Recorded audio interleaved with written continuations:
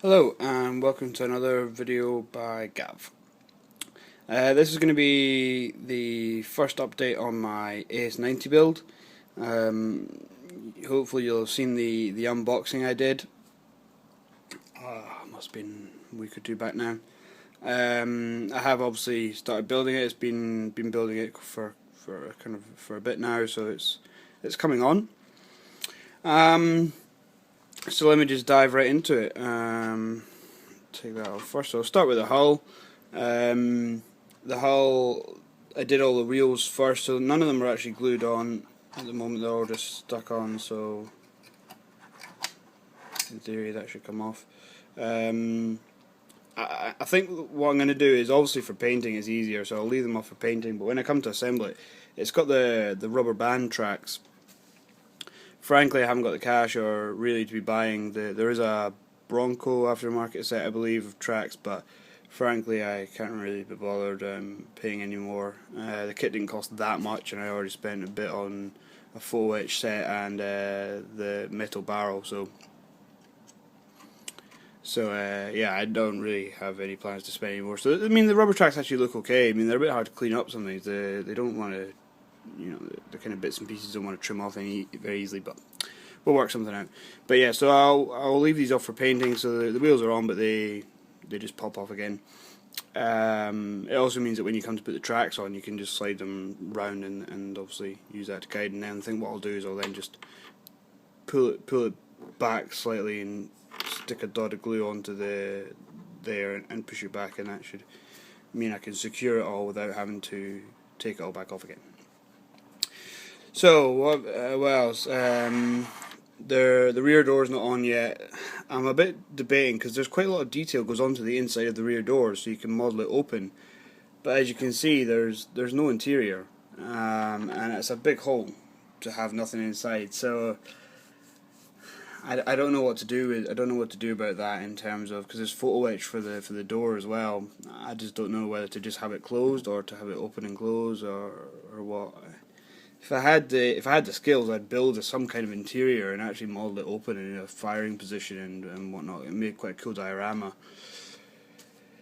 But frankly, I don't have the skills, and yes, okay, you could argue that maybe it's time to learn them, but I wouldn't really even know where to start. So I think I'll probably put the door on. I might put some of the bits on, because obviously the turret does come off, and so at least then you can still see the inside of the door when you take the turret off. So I'll probably put them on anyway. There's a couple of bits here. There's I don't really know what that. I don't know what this bit is here. It looks quite cool. Some kind of marker. This is a fire extinguisher. You get a photo etch replacement holder for it. That was quite fun to make. Sorry, it's a little bit dusty and it needs cleaned up. I had to fill some. There were just slight seam lines around here. They're not big gaps or anything. It's just where the two parts are not, the edges of each part are very slightly rounded and things, so when you put them together you don't get a nice straight join. So that's that. There is tiny replacement. There was these 4 little handles along here, and these are tiny little that's my fingernail against. They were so small, and that's the smallest things I've ever had to work with. And there was 3 on there, and 2 have fallen. Some have fallen off, and I've still got them to do on the other side, but they're so small and picky that I might even just leave them off. They're a bit of a pain.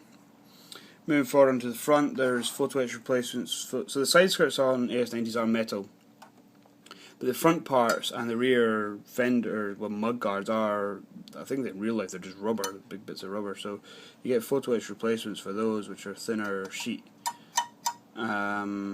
That's bent out of the way because I then had to put this back on, and it didn't fit without bending this out of the way. The other one's actually missing on it, popped off, so it needs to be glued back on. So they'll be bent realistically. I'll wait till the tracks are on to do that, to get a realistic sag on those. Photo etch headlight cover replacements. There's one there and one there. I noticed that they're not quite even on each side. There's a bit of the actual plastic headlight sticks out the back of this one and not on the other side, so I might take that off. It should just pop off and move it back a little bit.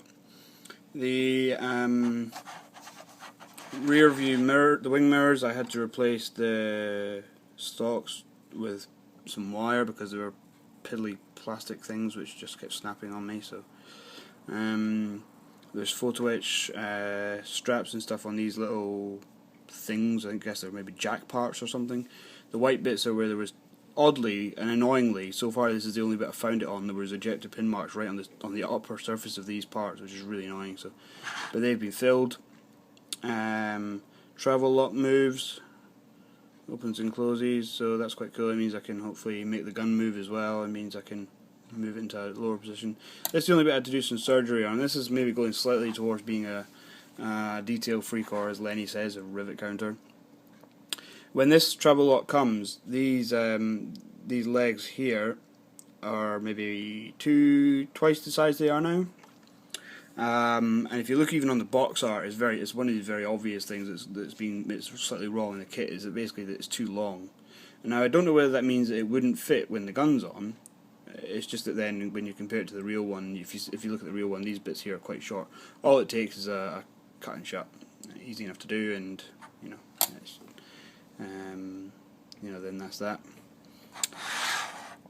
On the other side, there's and I guess this might be a cleaning rod or something, so you get replacement photo etch holders for that. They've even got little chains and pins. I don't know if you can really see it too well. Let's see if I can get it. The same for the tow rope here.